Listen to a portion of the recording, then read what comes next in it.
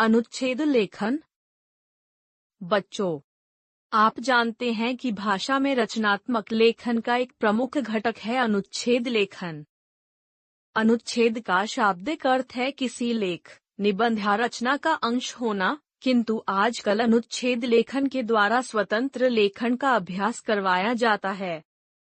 अतः हम कह सकते हैं किसी विषय पर एक पैराग्राफ में अपने विचार एवं भावों को अपने अर्जित ज्ञान व निजी अनुभूति के आधार पर प्रभावमयी शैली में लिखना ही अनुच्छेद लेखन है। इसमें किसी विषय से संबंधित किसी एक विचार या भाव या सूचना का विवेचन किया जाता है, जो अपने आप में क्रमबद्ध एवं पूर्ण होता है। अनुच्छेद लेखन की विधि। 1. अनुच्छेद लेखन के लिए चुने गए विषय पर थोड़ा चिंतन मनन अवश्य करना चाहिए, ताकि मूल भाव समझ में आ जाए। 2. मूल भाव से संबंधित विभिन्न आयामों को सोचकर एक रूपरेखा बना लेनी चाहिए ताकि विषय के अनावश्यक विस्तार से बचा जा सके। 3. वाक्य छोटे छोटे और विषय के अनुसार क्रमबद्ध होने चाहिए। अप्रासंगिक या अनावश्यक बातों का उल्लेख करने से बचना चाहिए, जिससे अनुच्छेद में एक रूपता बनी रहे।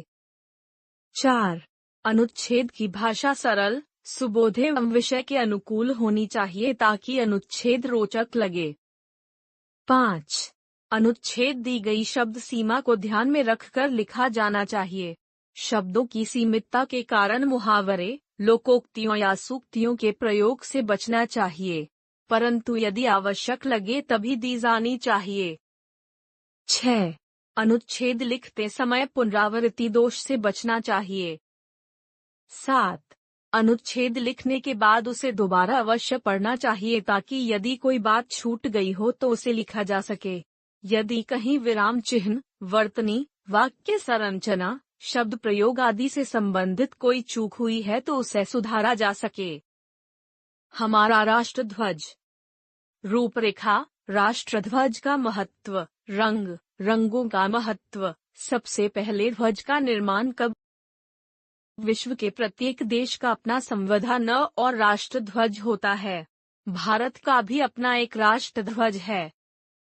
सर्वप्रथम झंडे का निर्माण स्वामी विवेकानंद की शिष्या भगिनी निवेदिता ने सन 1906 में किया था, जिसे कोलकाता में कांग्रेस के अधिवेशन में फहराया गया था। तब इसमें हरी, नीली और लाल पट्टियां थीं।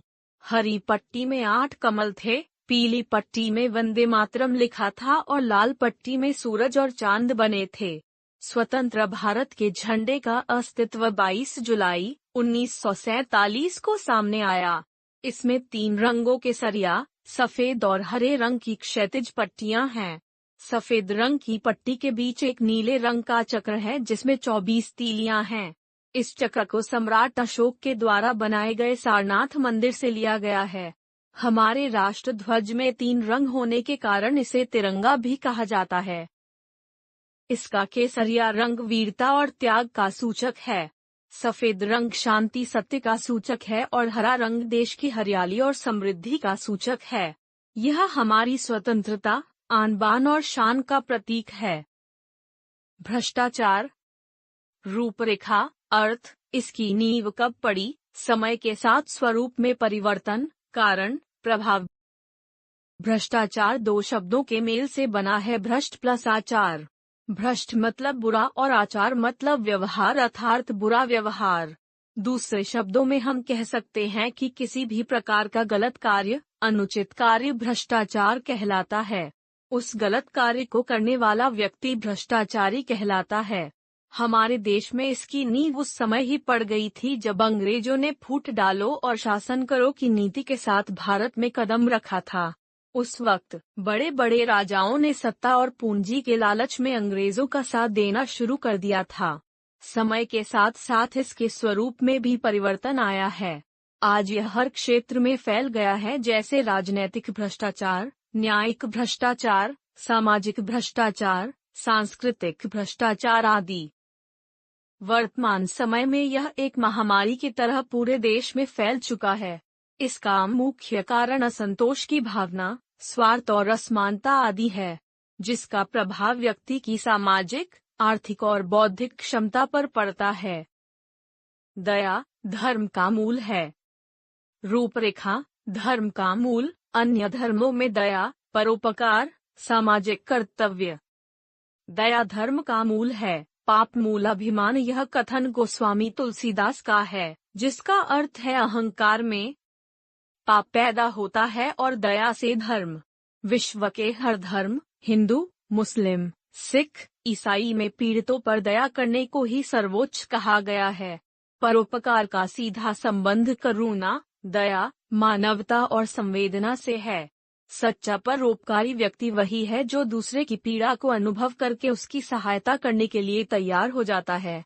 भारत देश ऐसे ही परोपकारी व्यक्तियों से भरा पड़ा है, जैसे ऋषि दधीची ने जन कल्याण के लिए अपनी हड्डियां दान में दी। महात्मा बुद्ध, सम्राट अशोक, महात्मा गांधी आदि महापुरुषों का नाम अमिट है, क्योंकि उन्होंने सामाजिक कर्तव्यों में भी दया को सर्वोपरि माना। परोपकारी व्यक्ति सदैव हंसमुख रहता है, लोभ, लालच, ईर्ष्या से दूर रहता है, जिसके परिणाम स्वरूप वह धर्म की रक्षा कर पाने में सक्षम होता है। Digital India project. रूपरेखा, अर्थ, आरंभ, पूरा होने की उम्मीद, कौन से क्षेत्र में कार्य करेगा। डिजिटल इंडिया प्रोजेक्ट भारत सरकार का एक ऐसा प्रोजेक्ट है जिसका लक्ष्य भारत को विश्व का एक बेहतर नियंत्रित स्थान बनाना है। इस अभियान की शुरुआत 1 जुलाई 2014 को प्रधानमंत्री नरेंद्र मोदी जी द्वारा इंदिरा गांधी इंडोर स्टेडियम में देश के जाने माने उद्योगपतियों की मौजूदगी में की गई थी। 2021 तक इस प्रोजेक्ट को पूरा करने का लक्ष्य रखा गया है। यह प्रोजेक्ट 3 महत्वपूर्ण क्षेत्रों में कार्य करेगा।